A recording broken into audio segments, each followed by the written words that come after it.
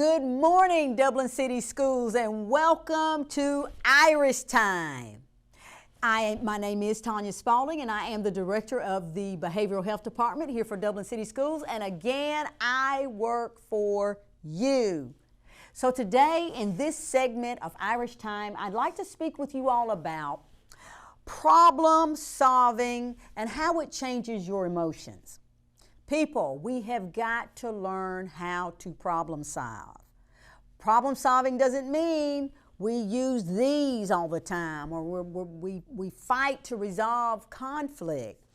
I'm going to show you how to use your brain to problem solve instead of getting in someone else's space and fighting or putting your hands on others. So let's look at problem solving and how this changes your emotions.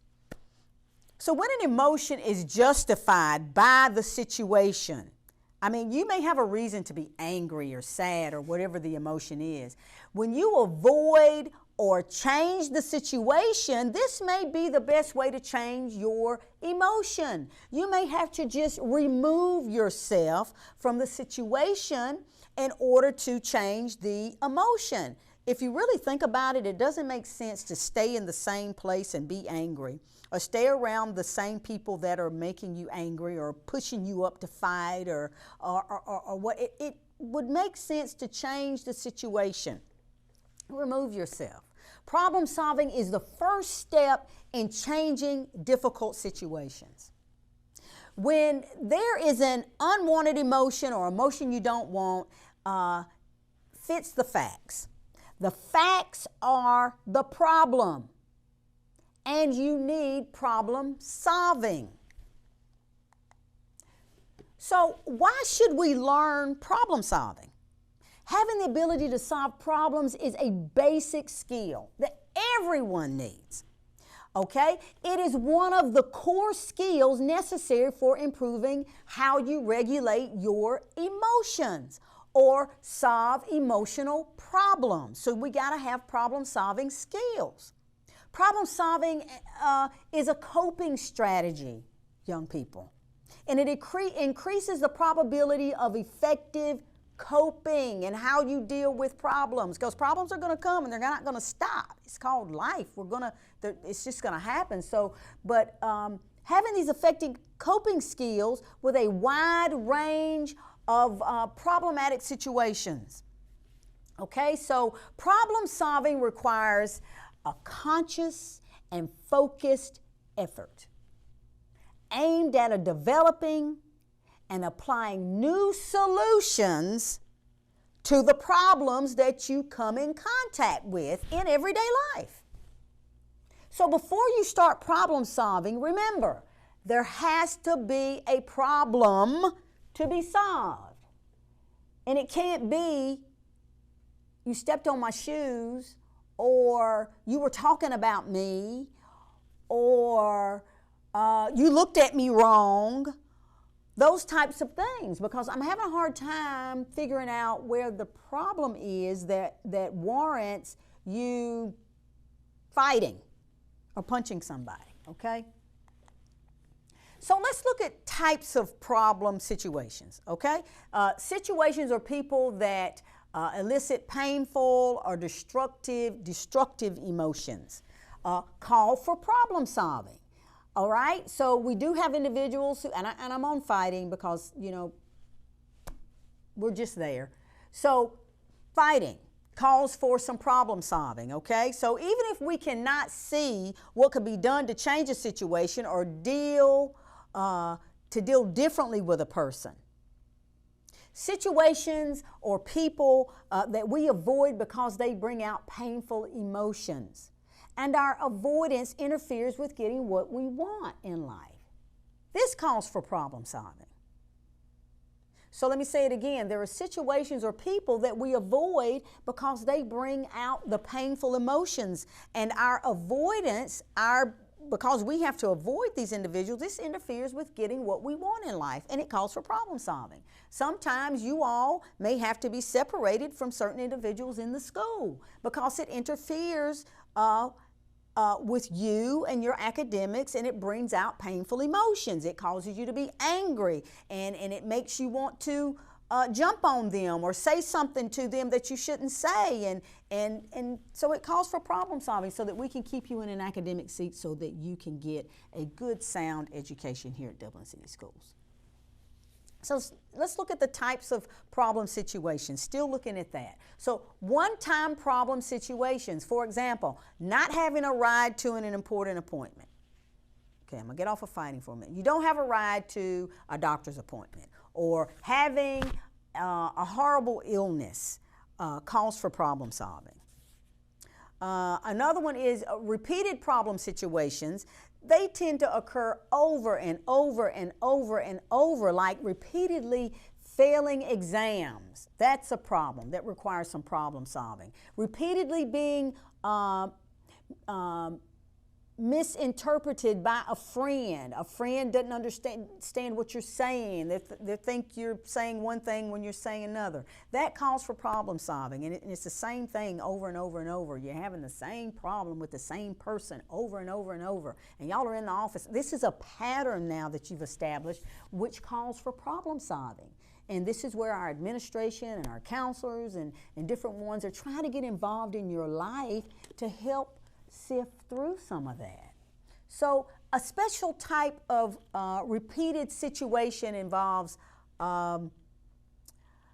repeatedly failing to keep from engaging in these behaviors that are destructive, or these behaviors are ineffective. These behaviors include substance abuse. It could be self-harm. It could just be angry outbursts, missing work, skipping class, not coming to Irish time in the morning, not doing your school assignments. These are repeated problem situations that require some problem solving. Chronic problem situations consist of ongoing situations that create continual misery in your life. As sometimes some people live with abusive partners. Some adults work on a job that they hate, which requires some strong problem-solving skills to take place. Okay, let's look at defining a problem without judgment, because some people will know that they have some problem solving, some problems, but then they judge themselves and think, oh, I'm a bad person, or I'm stupid, or no, it doesn't mean any of that. It just means that we have a problem that requires some problem solving. Situations that are a problem for one person may not be a problem for another person. The very same painful emotion may be caused by different situations. It just depends on the person. So problems are specific to time and circumstances. The same situation may be a problem at one time, but at another time, depending on the changing circumstances within the same person. So you may have a problem constantly with second block. It may be because of the teacher. It may be because there's another student in there that you don't like that's interfering with how you regulate your emotions. And it's an ongoing pattern that you're skipping second block, or it's an ongoing pattern that you're not coming to Irish time. So we have to look at that and define the problem without judgment. Okay, doesn't mean you're a bad person. Just means that we got to figure out why you don't want to.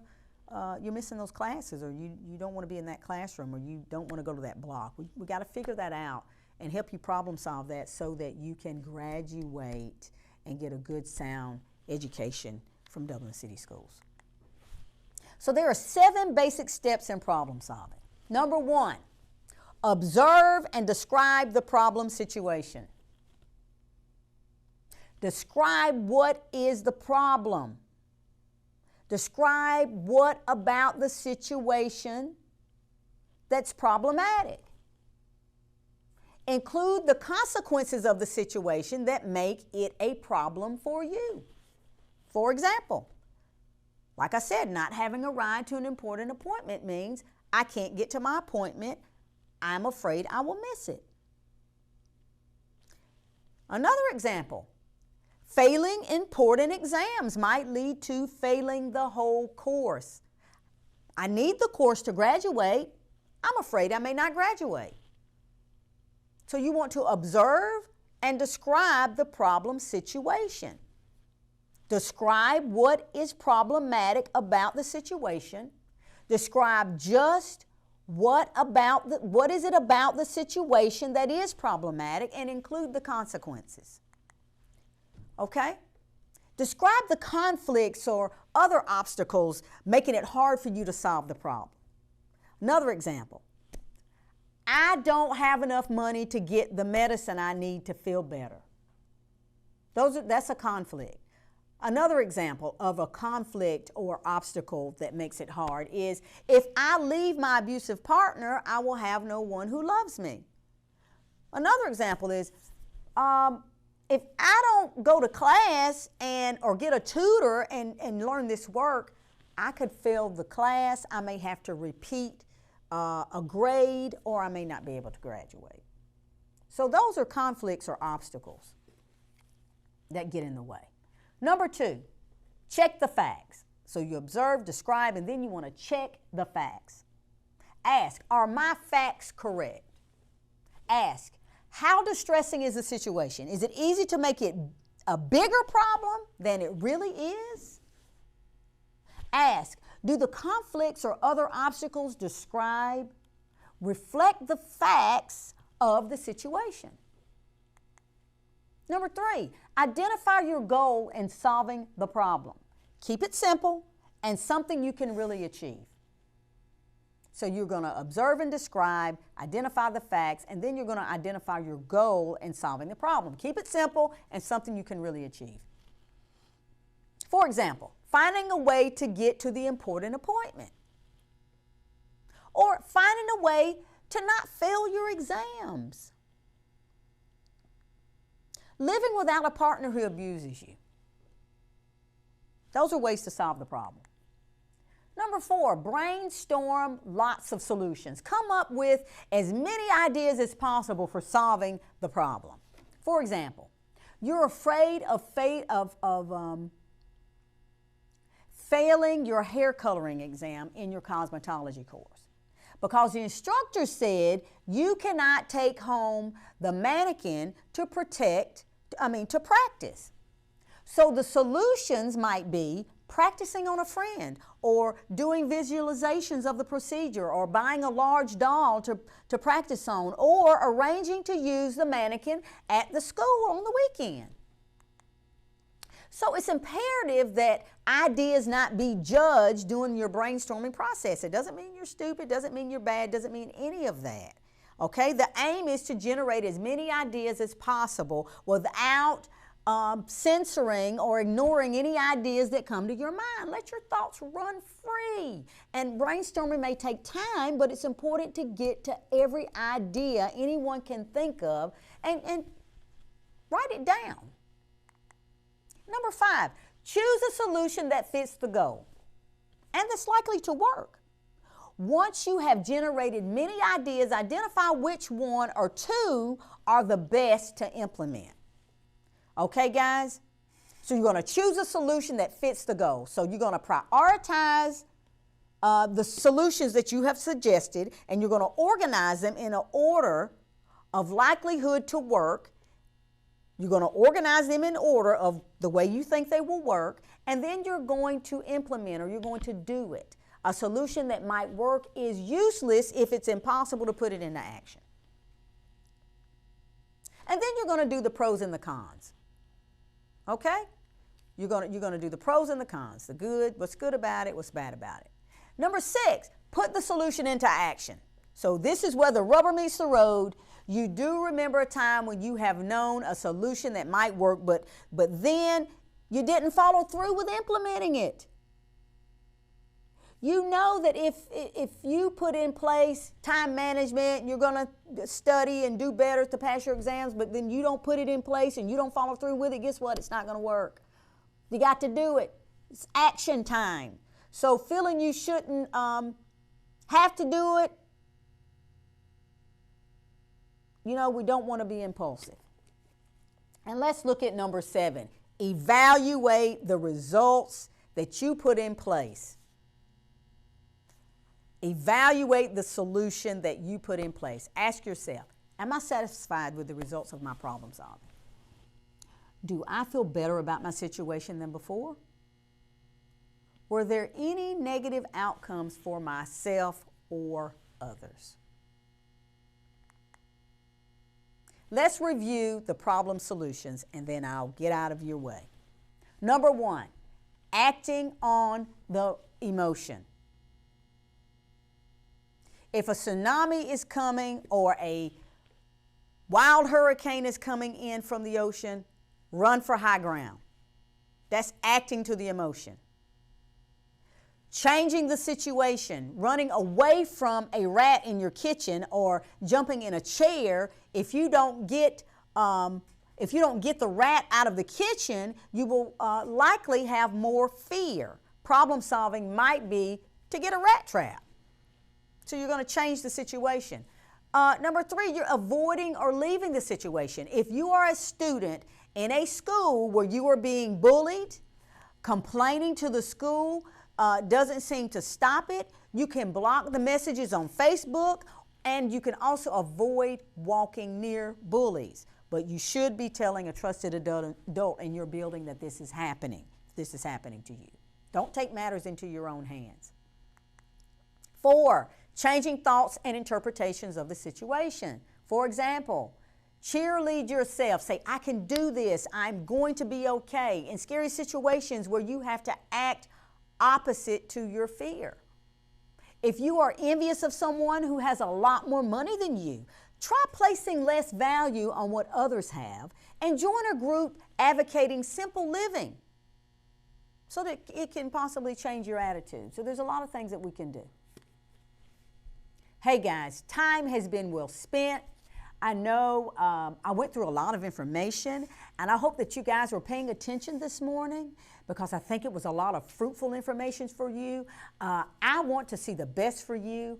I want you to be the next grad of Dublin City Schools. So have a wonderful day, and remember always to be well.